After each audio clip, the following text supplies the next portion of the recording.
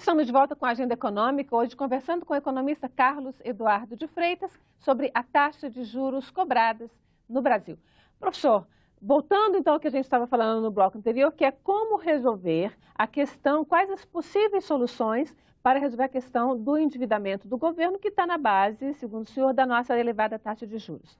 A gente falava lá da possibilidade de uma renegociação da dívida pública nos modos como o cidadão faz a sua renegociação, já que está na moda comparar o orçamento do governo com o orçamento do cidadão. O senhor acha que não é o caso? Eu acho que não se apresenta ainda os sintomas que se apresentaram, por exemplo, no final de 1989, início de 1990, que levaram ao famoso calote do presidente Collor. Não, estamos muito longe disso. Tem tratamento e tem cura. Mas não, só para a gente fechar bem, porque a gente ouve, no senso comum, a gente ouve muito, por que o governo não renegocia sua dívida? Não é possível renegociar a dívida do governo sem que isso seja um calote? Uma renegociação real mesmo. É difícil porque essa renegociação pode ser feita quando existe um bloco de credores definido. Eu participei muito no meu tempo de Banco Central, numa das fases eu trabalhei na diretoria da área internacional, da área externa do banco, e trabalhei ativamente na renegociação da dívida externa brasileira a partir da crise de 1982. Ali nós tínhamos um bloco definido de credores. Que era o Clube de Paris? Não, o Clube de Paris era para a parte de governo. Eram os bancos credores, então havia um comitê representante, eram uns 200 ou 300 bancos credores, mas o grosso da dívida se concentrava nos 12 ou 15 ou 20 bancos. Havia um comitê que representava os bancos credores e nós fazíamos a renegociação dos créditos de médio prazo e de curto prazo. Então você tinha um bloco. Depois você tinha a parte das dívidas com os governos, quer dizer, com os financiamentos das agências de financiamento dos governos. França, e aí Alemanha... Tinha FMI... FMI não é bem. A FMI é um instrumento que ele chancelava os programas econômicos para permitir que os bancos não constituíssem provisões para aqueles créditos. Quer dizer, como o Brasil não ia poder pagar, honrar a sua dívida externa, os bancos deveriam fazer provisões, ou seja, retirar uma parte do seu patrimônio líquido para fazer, digamos, uma reserva para garantir aqueles empréstimos. Acontece que em 1982, quando estourou a crise, não foi só do Brasil, foi da América Latina como um todo, para não falar no leste europeu, norte da África, Filipinas. Mundo inteiro. Em crise econômica, em crise financeira, que é diferente de crise econômica. Era econômica também. Aliás, a nossa claramente, era uma crise fiscal. Em última análise, uma crise de excesso de absorção, mas ela tem uma tradução, ela aflora sob a forma de uma crise financeira. Trazendo. Então, ali naquele momento foi possível, se não, o Fundo Monetário ele entrava, então os bancos tinham que provisionar, voltando, mas não tinham capital para aquilo. Então havia um risco de sobrevivência do sistema financeiro mundial, grande sistema financeiro. Então, para contornar esse risco, o Brasil fazia um programa de ajustamento, no qual o governo brasileiro não acreditava, o Fundo Monetário não acreditava, os bancos também não acreditavam. Mas era preciso que o Fundo Monetário desse uma chancela. Então, havia reuniões, havia uma carta de intenções, toda uma solenidade, toda uma coreografia era descrita, e firmava-se, então, um acordo com o Fundo Monetário. Então, os bancos centrais dos Estados Unidos, o Federal Reserve, do Canadá, da Alemanha, da França, do Japão, do Reino Unido, não precisavam, então, exigir que os seus bancos constituíssem reservas, porque havia um programa em marcha. O programa falhava 6 meses depois, fazia outro. 82. 82 até 87. 87 os bancos conseguiram juntar capital suficiente para fazer a reserva. O Brasil fez a sua moratória de dívida externa em 20 de fevereiro de 1987. O Citibank imediatamente provisionou. Naquele momento já era viável. Então, Tanto que o Fundo Monetário, a partir dali, não dá as casas. Tem a famosa história. O Brasil fez 7 cartas de intenções no governo Figueiredo, não cumpriu nenhuma. Mas é porque aquilo era uma coreografia. Era para não ser cumprido mesmo. Sabia-se que era impossível. Mas aí teve a renegociação de 89. Só para a gente fechar essa história, esse pedaço de aí história, essa para vir para cá. Aí, aquele problema da dívida externa, ele transferiu-se para a dívida interna, claro, ele contaminou, a dívida interna explodiu, virou moeda indexada, ou seja, caímos em dominância fiscal. Quando a gente fala de dívida interna, a gente está falando de dívida do governo, do Tesouro, mas a gente está falando também de uma dívida grande privada, do empresário brasileiro, do cidadão brasileiro. Quando eu estou me referindo à dívida interna, eu estou me referindo à dívida pública. Tá. Não estou me referindo ao endividamento do setor privado. Porque a gente precisa falar disso também. Sim, claro. O endividamento do setor privado, ele é fundamental porque ele está dentro do país. Mas, no fundo, quer dizer, o endividamento do setor público é o que nós estamos tratando aqui, que é o problema do Brasil. Não necessariamente em todos os países. O que estourou na Europa, por exemplo, em 2011, não era um endividamento público, nem no subprime dos Estados Unidos. O setor público estava muito bem, obrigado. Foi um endividamento privado. Ali, aquela crise de 2009... Nos Estados Unidos. Nos Estados Unidos, que depois contaminou a Europa, em 2010, 2011, aquilo foi uma crise básica. Na Grécia não, na Grécia tinha setor público misturado, mas era basicamente uma crise de setor. Então você tem toda a razão, porque a crise de setor privado, ela contamina o setor público. Aconteceu conosco na crise de 82.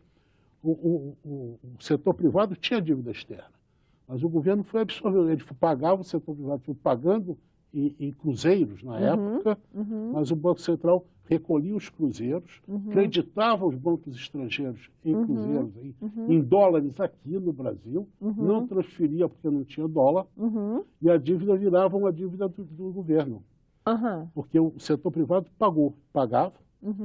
A gente não tinha as famosas reservas que foram feitas agora no começo dos anos 2000. Exato. Então, essas reservas elas foram feitas também do começo de anos 2000, de 2002. Começaram a fazer basicamente em 2004, 2005, quando aconteceu isso aqui. Então a gente não tem mais esse problema. Quando a gente ganhou nos termos de troca. Tá. Não, o problema hoje não está no setor externo. Tanto que eu estou dizendo, se o dólar ficar mais barato, nós vamos abrir um déficit no setor do balanço de pagamentos. O déficit do balanço de pagamentos hoje é 1,1% do PIB, déficit contra a corrente. Em balanço comercial nós temos superávit. Então, se isso diminuir, a gente alivia um pouco o déficit público.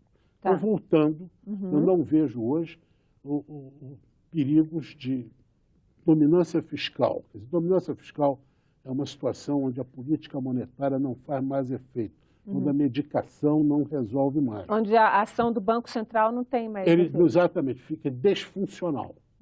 Por quê? Porque há uma...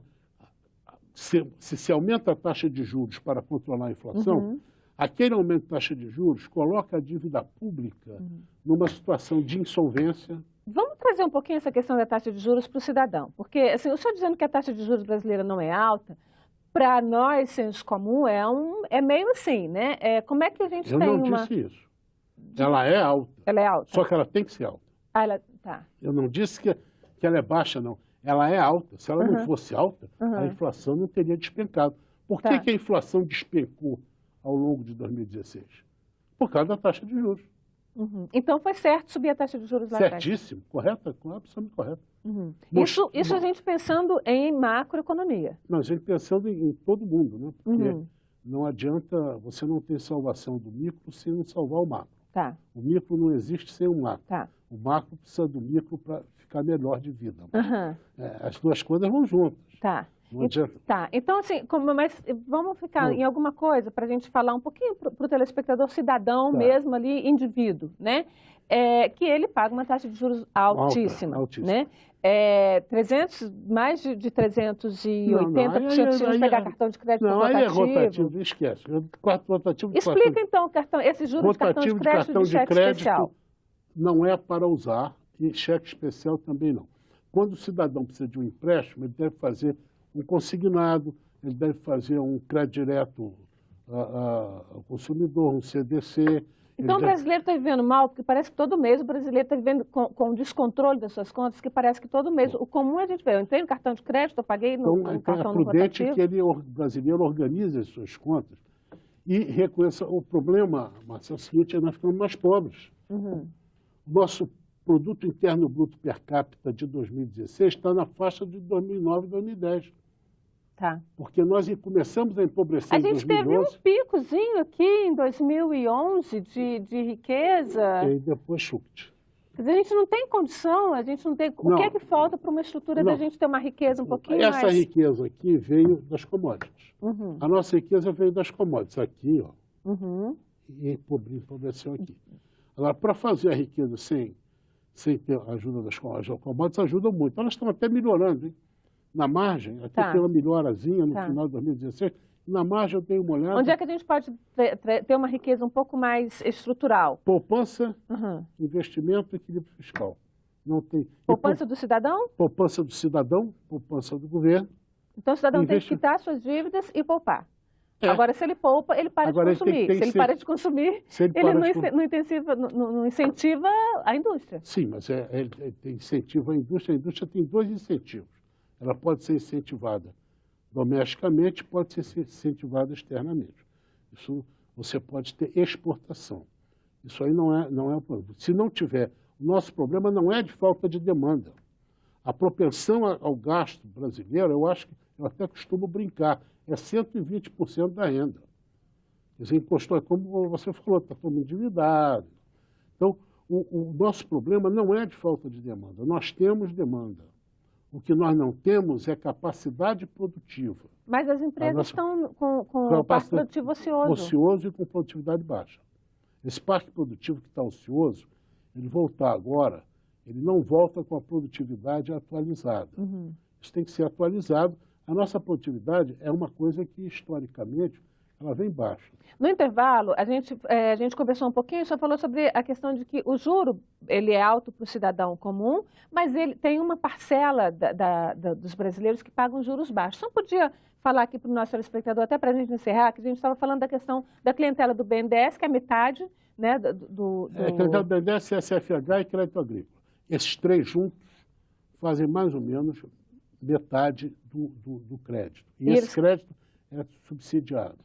Ele é bem baixo. Ele é baixo. E o crédito para o cidadão, pessoa física, é alto. Fica mais alto do que precisaria ficar. É claro que, na média... Para subsidiar a indústria e o produtor rural. Para subsidiar a indústria que está tomando recursos nessas linhas, não é toda a indústria, não tem dinheiro para todo mundo, o crédito agrícola e o SFH, que é a parte da construção, que assim mesmo está sofrendo na recessão também, porque nós ficamos mais pobres, a nossa renda caiu, e nós estamos ajustando para a renda mais pobre, que é um episódio muito difícil, muito complexo. Eu agradeço a sua presença aqui na Agenda Econômica. Muito obrigado, professor. Eu que agradeço, uma honra estar aqui. Prazer. E agradeço também a você, telespectador, que nos acompanhou até aqui. Você pode enviar sugestões e comentários pelo telefone 0800 612211, o Alô Senado. A ligação é gratuita. Se quiser rever este programa ou indicar para alguém, acesse nossa página na internet, senado.leg.br/TV. Até a próxima Agenda Econômica.